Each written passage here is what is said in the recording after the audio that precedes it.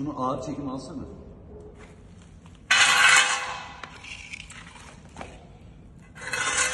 Aç şimdi havayı Sefa. İkisini de.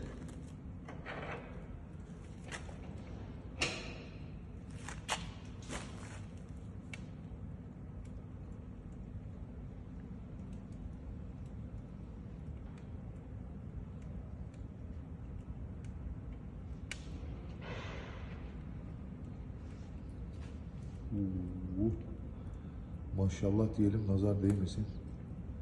Kapat şimdi hafiften şeyleri. Komple ikisini de kapat Sefa.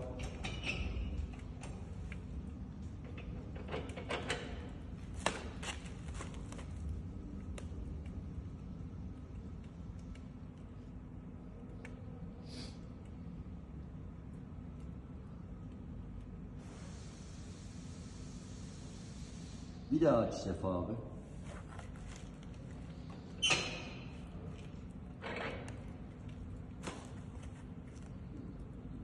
Saniye sonra hareketlenecek. Hadi geldi. 12 saniye. 12 saniye. 4 saniyesi. Saydım.